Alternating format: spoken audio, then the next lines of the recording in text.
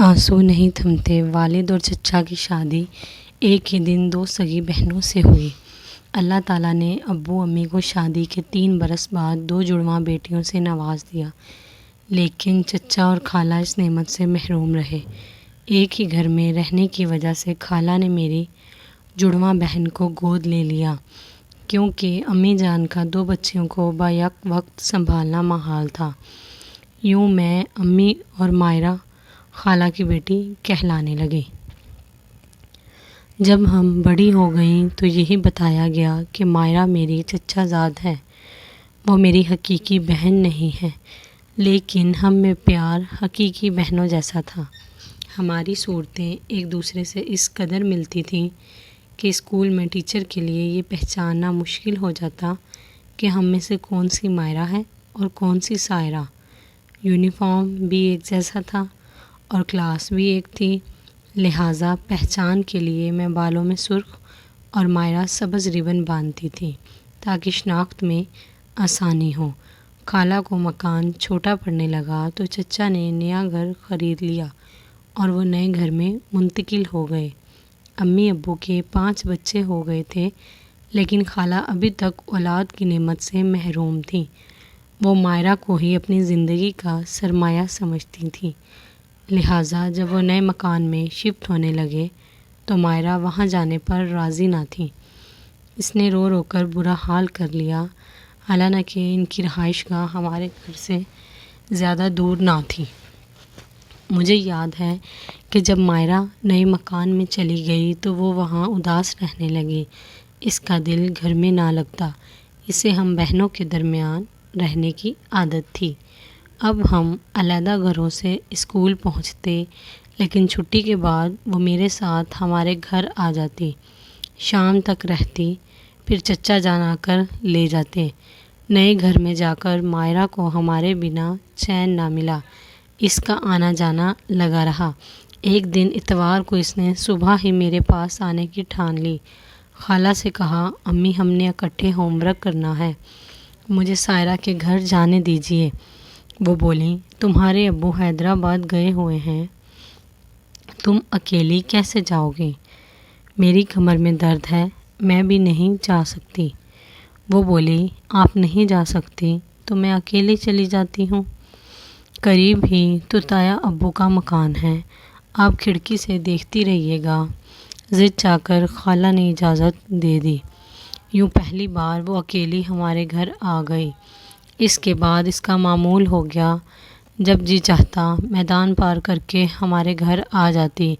اس کے گھر سے تھوڑا سا آگے چھوٹی سی اسٹیشنری کی دکان تھی، جہاں سے وہ رسالے، کاپیاں، پینسلیں وغیرہ لیا کرتی۔ کبھی مجھے کوئی رسالہ منگوانا ہوتا تو ایک دن پہلے اسے بتا دیتی تھی کہ جب آؤ تو لیتی آنا۔ یہ دکان راستے میں پڑتی تھی، آئے دن ضرورت کی چیزیں لینے وہاں پہنچ جاتی۔ اس طرح وہ ایک لڑکے کی نظروں میں آ گئی جو اکثر وہاں بیٹھا ہوتا تھا۔ ان دنوں ہم 9ویں میں پڑھتی تھیں۔ ایک روز وہ آئی تو بولی، سائرہ ایک بات کہنی ہے، اگر مجھے کچھ ہو جائے تو میری ماں کی بیٹی بن جانا، انہی کے پاس رہنا۔ کیا بکواس ہے، میں نے کہا، تمہیں کچھ نہیں ہونے لگا، پھر مجھے ایسا وعدہ کرنے کی کیا ضرورت ہے؟ وعدہ کرو نا۔ وہ مجھے کچھ اداس سی لگی اور میں سوچ میں پڑ گئی، نہ جانے اسے ایسا خیال کیوں آیا ہے۔ میں نے اس کا دل رکھنے کے لیے وعدہ کر لیا۔ اس واقعے کے 1 ماہ بعد ایسا ہوا کہ جس کا کسی کو گمان بھی نہیں تھا۔ یہ جمعے کا دن تھا، چچا دکان پر تھے اور خالہ جی گھر میں کام کاج میں مصروف تھی۔ مائرہ آج اسکول نہ آئی۔ ہماری چھٹی جمعے کے دن جلد ہو جاتی تھی۔ اس نے خالہ سے کہا، امی مجھے سائرہ کے پاس جانا ہے، اسکول کا کام پوچھنا ہے۔ وہ جانتی تھیں کہ یہ لڑکی رکنے والی ہے نہیں۔ انہوں نے کہا، ٹھیک ہے، دھیان سے جانا، تمہارا یہ روز روز اکیلے جانا مجھے ڈرائے رکھتا ہے۔ اللہ تمہاری حفاظت کرے۔ اس سپیر ہم سب چائے پی رہے تھے کہ اچانک فون کی گھنٹی بجی۔ والد صاحب گھر پر تھے۔ وہ جمعے کی نماز پڑھ کر ابھی گھر آئے تھے۔ انہوں نے فون اٹھا لیا۔ چچا جان کہہ رہے تھے کہ میں دکان سے روانہ ہو گیا ہوں، کسی نے فون کیا ہے کہ کوئی سانحہ ہوا ہے، گھر جلدی پہنچو۔ بھائی صاحب آپ بھی فوراً میرے گھر آ جائیں۔ فون سن کر والد صاحب سکتے میں آ گئے۔ انہوں نے فوراً گاڑی نکالی اور مجھے ساتھ بٹھایا اور چچا کے گھر آئے۔ دروازے پر لوگ جمع تھے، پولیس بھی موجود تھی۔ کچھ سمجھ میں نہیں آ رہا تھا کہ کیا ہوا ہے، کس نے ہجوم میں رستہ بنایا۔ امی اور مجھے گھر کے اندر لے گئے۔ خالہ بے ہوش پڑی تھیں۔ ان کے پاس کچھ پڑوسی عورتیں بیٹھی ہوئی تھیں جو ان کے ہاتھ پاؤں سہلا رہی تھیں۔ والد صاحب باہر ہی رک گئے تھے۔ نماز جمعہ کے وقت ضد کر کے مائرہ گھر سے نکلی تھی۔ اس وقت میدان بالکل سنسان تھا۔ علاقے کے مکین جمعہ کی نماز کی خاطر مسجد میں مصروف عبادت تھے۔ جب وہ میدان میں موجود خودرو جھاڑیوں کے پاس سے گزر کر سڑک کی طرف جا رہی تھی تو جھاڑیوں کی آڑ میں کسی نے اس کے ساتھ دست درازی کی کوشش کی۔ جب اس نے مزاحمت کی تو اس کا گلا دبا دیا۔ جب وہ اسے گھسیٹ رہے تھے تو مائرہ کا دوپٹہ باہر والی جھاڑی میں الجھ کر وہاں رہ گیا تھا۔ شام سے ذرا پہلے کسی کا ادھر سے گزر ہوا۔ اس نے دوپٹہ دیکھا تو نزدیک جا کر جھاڑی میں جھانکا۔ اسے وہاں مائرہ اوندھے منہ گری نظر آئی، جس کا لباس پھٹ گیا تھا۔ اس شخص نے پولیس کو اطلاع کی۔ یوں پولیس وہاں پہنچ گئی۔ اسی شخص نے رہنمائی کی کہ یہ لڑکی اکثر اسٹیشنری کی دکان کے سامنے سے گزرتی تھی، کبھی کبھی دکان سے خریداری بھی کرتی تھی، اور یہ فلاں صاحب کی بیٹی ہے۔ اطلاع دینے والے شخص کا نام واجد تھا، جس کی چچا سے دعا سلام تھی۔ یہ کتابوں کی دکان میں سیلس مین کے طور پر ملازم تھا اور چچا کا پڑوسی بھی تھا۔ اسی نے ان کا نمبر پولیس کو دیا۔ یوں انہوں نے فون کر کے اطلاع کر دی۔ خالہ کا یہ حال کہ ہوش آیا تو پتھر کی مورت بن گئی۔ ہم بھی کافی دنوں تک صدمے سے نڈھال رہے تھے۔ ہم خالہ کو گھر لے آئے کہ اب وہ اکیلے وہاں رہنے کے قابل نہ رہی تھیں۔ 1.5 ماہ بعد جب اپنے گھر جانے لگیں، امی نے مجھے یہ کہہ کر ساتھ کر دیا کہ کچھ دن تم ان کے پاس رہو گی، ورنہ وہ مائرہ کے لیے رو رو کر جان دے دیں گی۔ تبھی مجھے مائرہ کا کہا یاد آیا، وعدہ کرو اگر مجھے کچھ ہو گیا تو تم امی کے پاس رہو گی۔ گویا کوئی اس کے پیچھے لگا ہوا تھا۔ اسے خدشہ تھا کہ کچھ ہونے والا ہے، تاہم نادان نے مزید کچھ نہ بتایا، کہیں اس کا ہمارے ہاں آنا روک دیا جائے۔ مائرہ کو شروع سے ہی خود پر اعتماد تھا۔ وہ ایک نڈر لڑکی تھی، مگر تھی تو لڑکی، جو معاشرے میں ایک کمزور ہستی گردانی جاتی ہے۔ وہ اپنی ہر بات مجھے بتا دیا کرتی تھی۔ صد افسوس کہ اپنے اس خوف سے آگاہ نہ کیا جو آخری وقت اس کے دل میں تھا، ورنہ وہ یہ کیوں کہتی کہ اگر مجھے کچھ ہو جائے۔ یہ بات آج تک میں سوچتی ہوں تو افسوس کی اتھاہ گہرائیوں میں ڈوب جاتی ہوں۔ بہرحال وہ شفاق انسان گرفتار نہ ہو سکا جس نے مائرہ پر ایسا ظلم ڈھایا تھا۔ کہ ایک پھول جیسی کمسن لڑکی کو ہلاک کر دیا تھا۔ پولیس باوجود کوشش کے قاتل کا سراغ نہ لگا سکی، یہاں تک کہ 2 ماہ گزر گئے۔ میں ابھی تک خالہ کے پاس تھی۔ مجھے مائرہ کے اس دنیا سے چلے جانے کا اس قدر ملال تھا جیسے میری روح نکل گئی ہو۔ جانتی تھی کہ وہ خالہ کی لے پالک مگر میری سگی بہن ہے، میری ہم شکل، اور ہم اس دنیا میں اکٹھی آئی تھیں۔ اے کاش اکٹھی ہی اس دنیا سے جاتی، لیکن اللہ تعالیٰ کی مرضی اور مصلحت کہ وہ چلی گئی، لیکن میں ابھی زندہ تھی۔ وقت ہر زخم منمل کر دیتا ہے، لیکن دکھ کے دنوں میں وقت بھی دھیرے دھیرے انسان کے وجود پر اپنے بھاری قدموں سے چلتا ہوا گزرتا ہے۔ خالہ کی لے پالک ضرور تھی، مگر مائرہ کو انہوں نے اس کے جنم دن سے گود لیا تھا۔ وہ اسے سگی اولاد جیسا ہی سمجھتی تھیں، اس کی ہر فرمائش پوری کرتی تھیں۔ تبھی تو وہ اتنی لاڈلی اور ضدی ہو گئی تھی۔ جب تک اپنی بات نہ منوا لیتی آرام سے نہیں بیٹھتی تھی۔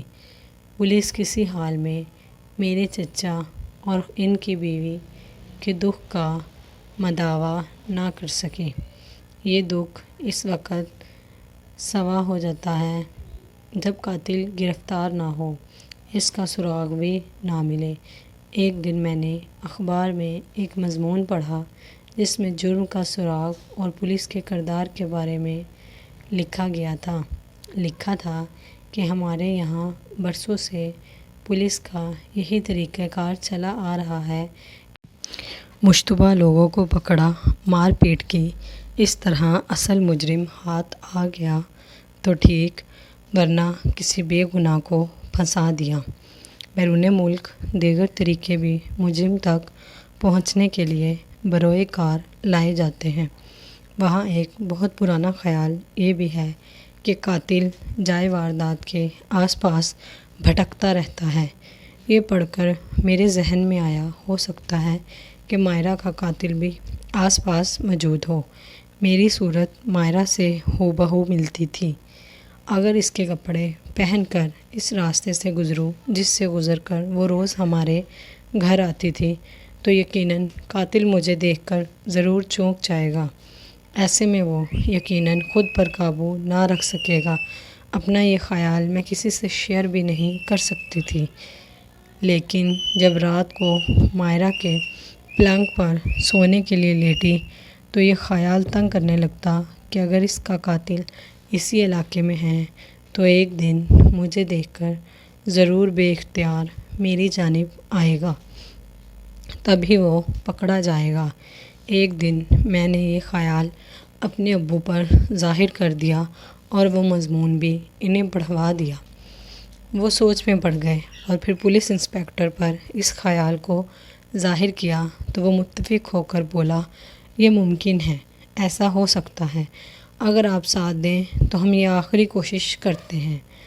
آپ کی ہم شکل بچی مائرہ کے روپ میں وہاں سے گزرے گی، ہم اس کی نگرانی کریں گے اور آپ کو یقین دلاتے ہیں اسے کوئی نقصان نہیں پہنچنے دیں گے۔ ابو نے علیحدگی میں مجھے پولیس آفیسر کے خیال سے آگاہ کیا اور پوچھا، کیا تم بہن کے قاتل کو پکڑوانے میں تعاون کر سکتی ہو؟